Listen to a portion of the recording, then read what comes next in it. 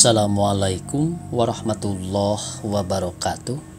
Pemirsa, pada kesempatan ini saya Bang Elgi akan melanjutkan Ogin Amara Sakti bagian ke-11. Penulis adalah Bapak Mindresmana.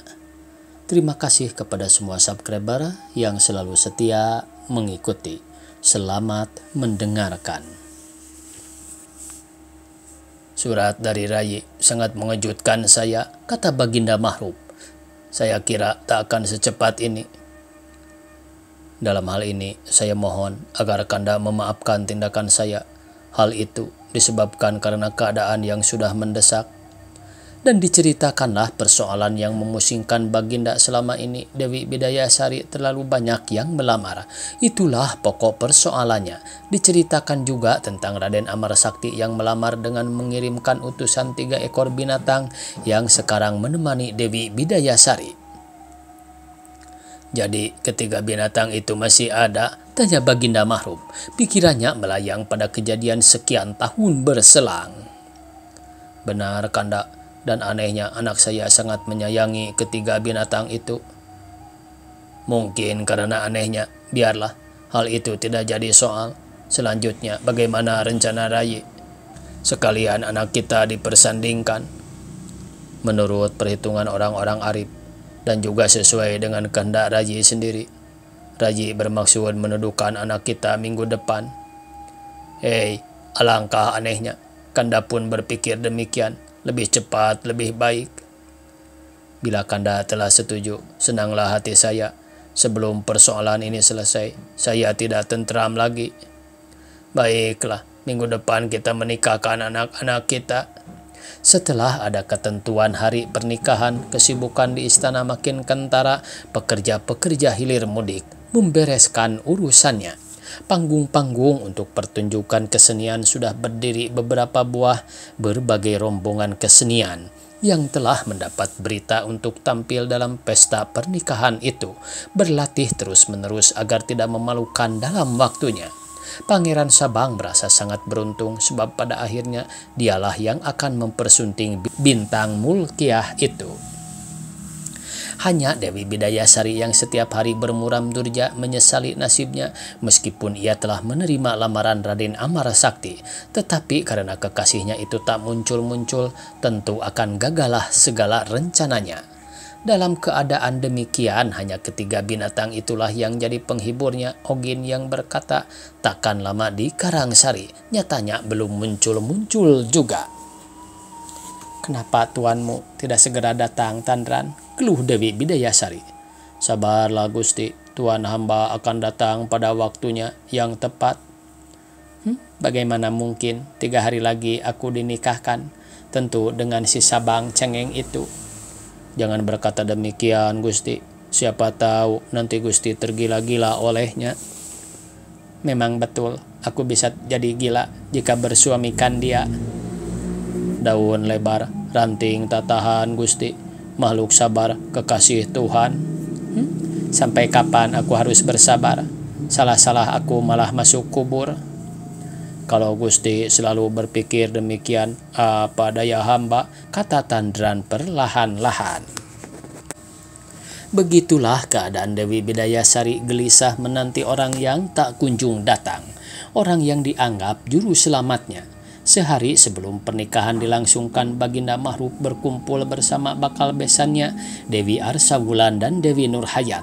Ada pula dalam pertemuan itu. Tak lain isi percakapan mereka, pernikahan yang akan segera terjadi. Ketika masing-masing hampir kehabisan bahan pembicaraan, heninglah seketika. Ketika itulah terdengar suara orang bernyanyi amat merdunya. Siapakah yang bernyanyi itu, Rayi? Tanya Baginda Mahrup. Tentunya seekor dari ketiga binatang itu. Alangkah aneh dan alangkah merdu suaranya. Dapatkah mereka disuruh kemari? Tentu saja dapat. Prabu Dharma Sakti menyuruh seorang emban untuk memanggil Dewi Bidayasari bersama ketiga binatang itu. Tak lama kemudian Dewi Bidayasari masuk ke penghadapan, diikuti oleh Tandran, Masang, dan Layang. Dewi Bidayasari duduk di samping ibunda Dewi Arsawulan. Hamba bertiga menghaturkan sembah terutama kepada Gusti dari Madursan beserta Gusti Dewi, kata Panji Masang. Sembahmu kuterima, kata Baginda Mahrup dengan kagum. Baginda tidak menyangka bahwa kucing itu akan demikian fasih berkata-kata. Hanyalah Dewi Nurhayat yang merasa tidak senang, duduknya jadi gelisah bagaikan bertilam bara. Betapa tidak kehadiran ketiga binatang itu mengingatkannya pada kejadian sekian tahun berselang. Rasa takut merasuk ke dalam seluruh tubuhnya, pikirannya tersiksa. Ia merasa bahwa rahasia hidupnya telah terbongkar. Ketiganya punya nama juga, Kanda, kata Prabu Dharma Sakti. Oh iya. Siapa kera ini? Hamba Pancatandran. Kau kucing? Hamba Panji Masang, dan ini hamba Panji Layang. Bagus benar namamu bertiga. Tadi ku dengar engkau menyanyi. Maukah engkau menyanyi lagi untukku? Bila Gusti berkenan mendengar suara hamba yang parau ini, hamba bersedia, jawab Pancatandran. Ya, mulailah. Maka menyanyilah Pancatandran. Pelabuhan selalu basah, dilimbur ombak berbusa. Harap Tuan jangan gelisah, kalau betul tidak berdosa. Hei, bagus benar, kata Baginda. Sedangkan Dewi Nurhayat sangat terkejut mendengarnya. Tandran meneruskan nyanyiannya. Buang pahat ke tempat sunyi, timbuni batu atau tembaga. Orang jahat meski sembunyi, sekali waktu ketemu juga.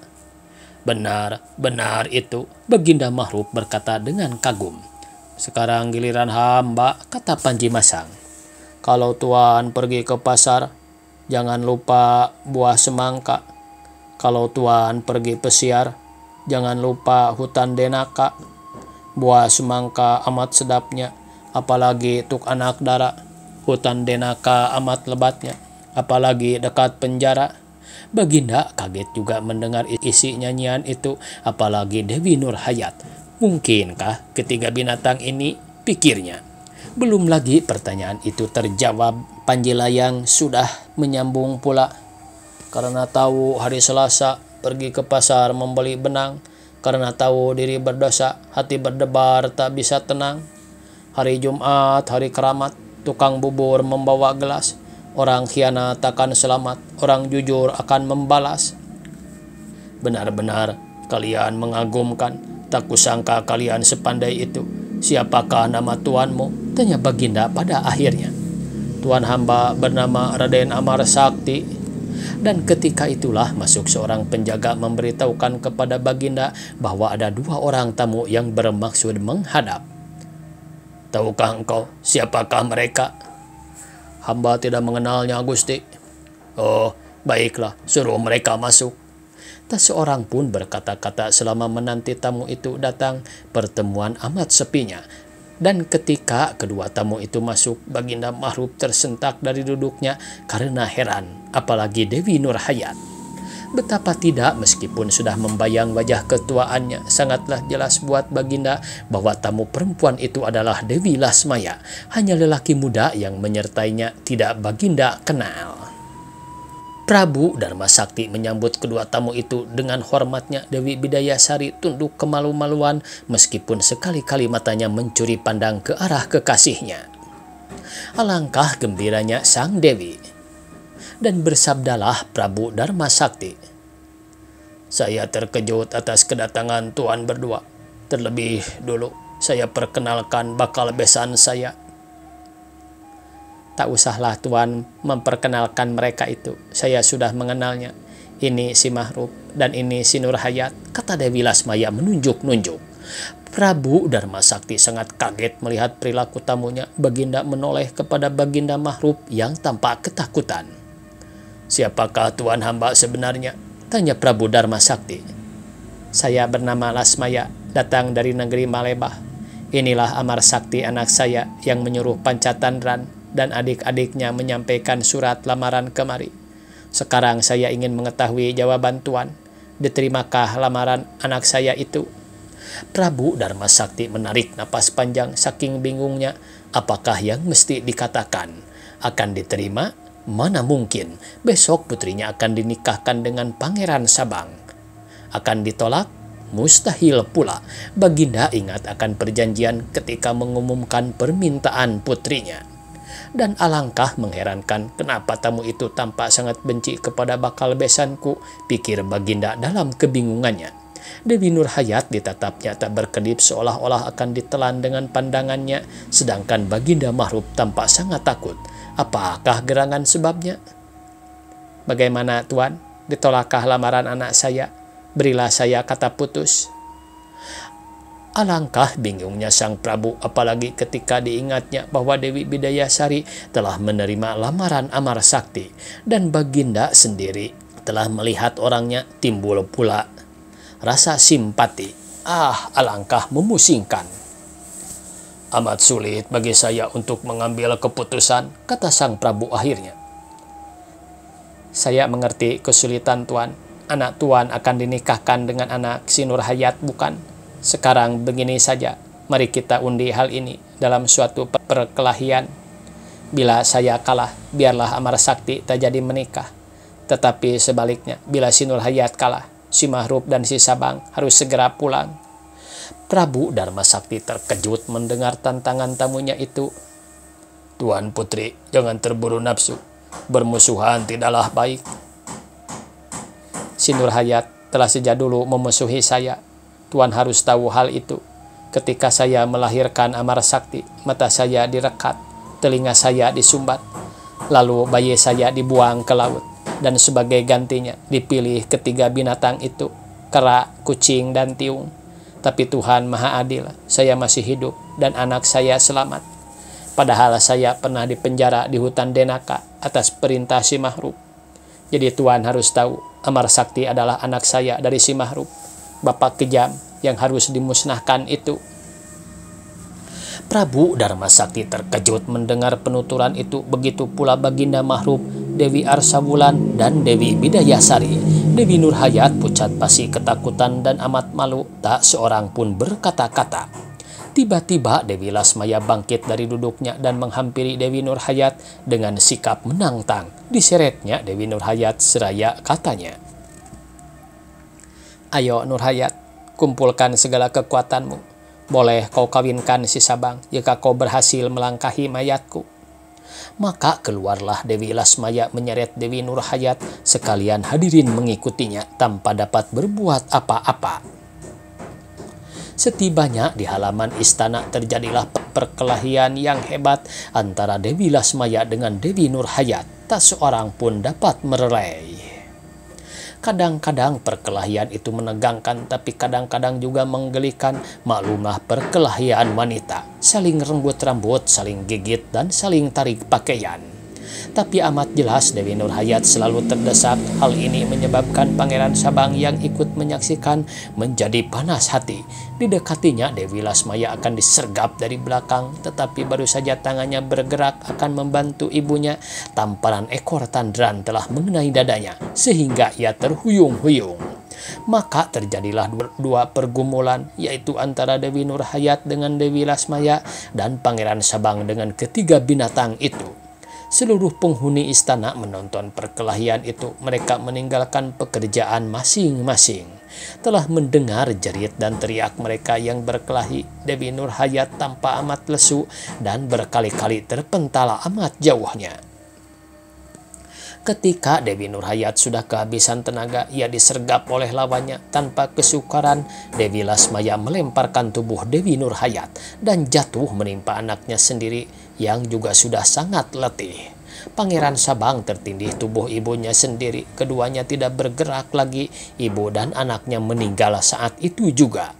Heninglah semua penonton terpesona dan kagum melihat kekuatan Dewi Lasmaya. Dalam pada itu, Baginda Mahrub menghampiri Dewi Lasmaya seraya katanya, "Kau hebat, Rayi.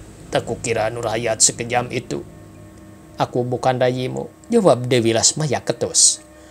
"Marilah kita perhitungkan kebaikan kita masing-masing dan kita ukur dengan tinju." "Jangan begitu, Rayi." Rayi lagi, kau tak berani, pengecut." "Hati-hatilah berbicara. Secepat kilat Dewi Lasmaya menampar Baginda Mahrub. Tentu saja Baginda pun naik darah. Terjadilah pergumulan antara suami istri itu. Sungguh tidak seimbang sebenarnya, tapi sang Dewi tampak semakin kuat. Baginda Mahrub kewalahan menangkis serangan Dewi Lasmaya yang datang bertubi-tubi. Baginda yang tua sangat payah mengelakkan pukulan-pukulan yang dilontarkan dengan penuh nafsu. Tetes demi tetes darah berpercikan juga dari tubuh Baginda. Rasa sakit dan ngilu terasa di seluruh tubuh. Baginda bingung akan dilawan sebagaimana layaknya seorang musuh. Lawannya adalah seorang wanita, dan lebih dari itu adalah istrinya sendiri. Tidak dilawan, serangannya sangat menyakitkan, bahkan mungkin mematikan. Dalam kekalutan pikiran seperti itulah Baginda berusaha menghindarkan serangan-serangan yang berbahaya. Dewi Lasmaya tampaknya tak kenal lelah. "Kanda merasa bersalah, Rai. Ampunilah Kanda," seru Baginda sambil menangkis serangan Dewi Lasmaya. Tapi Dewi Lasmaya seolah-olah tidak mendengar perkataan itu. Ia terus menyerang dengan sengitnya. Baginda kian lesu dan Dewi Lasmaya kian bernafsu. Ketika sekali lagi Baginda minta diampuni, Dewi Lasmaya mempergunakan sutra wulung pemberian Prabu Antaboga dan dipukulkannya kepada Baginda Mahrub. Baginda tak kuasa melawan kekuatan sutra wulung tersebut. Dengan gerakan yang memilukan, Baginda rebah ke tanah, tak dapat bangkit kembali. Orang-orang gempar menyaksikan kejadian itu. Prabu Dharma Sakti terpaku di tempatnya, sedangkan Dewi Lasmaya menatap Baginda Mahrub sambil bertolak pinggang. "Cuma sekiankah kekuatan raja yang picik pandangan itu?" Baginda tidak menjawab pandangannya sayu dalam sikap sumerah. Dewi Lasmaya masih bernafsu, napasnya terengah-engah, dicabutnya kerisnya. Keris itu dipermainkan di atas badan Baginda yang sudah tidak berdaya. Penonton digenggam kengerian yang mencekam. Beberapa orang menjerit tanpa disadarinya. Penuh nafsu, Dewi Lasmaya berseru, "Dengan keris ini akan kupersatukan engkau dengan istrimu yang setia." Dan ketika keris yang dipegang dengan tangan gemetar itu akan ditikamkan ke dada Baginda tanpa diketahui dari mana datangnya, berdirilah Prabu Antaboga di antara Dewi Lasmaya dan Baginda Mahrub. Orang-orang tercengang menyaksikan kejadian itu, sedangkan Dewi Lasmaya demi melihat kehadiran Prabu Antaboga hilanglah segala nafsunya, hingga kerisnya pun terlepas dari pegangan. Dengan amat hormat Dewi Lasmaya bersujud di hadapan Prabu Antaboga sambil menangis terseduh-seduh. Dengan suara terputus-putus berkatalah ia, "Ampunilah hamba, Raka Ratu." "Bangkitlah, Rai. Untung aku tidak terlambat." Prabu Antaboga menolong Baginda Mahrub bangkit. Baginda Mahrub sangat bersyukur mendapat pertolongan itu. Melihat keadaan yang menyenangkan itu, Prabu Dharma Sakti menghampiri tamu yang baru datang. Sebelum sang Prabu bertanya, Dewi Lasmaya menjelaskan, "Inilah Prabu Antaboga, Raja Malebah itu." "Selamat datang di negeri kami, Raka Ratu. Marilah beristirahat di keraton," kata Prabu Dharma Sakti. Jenazah Dewi Nurhayat dan Pangeran Sabang dirawat oleh para pegawai istana.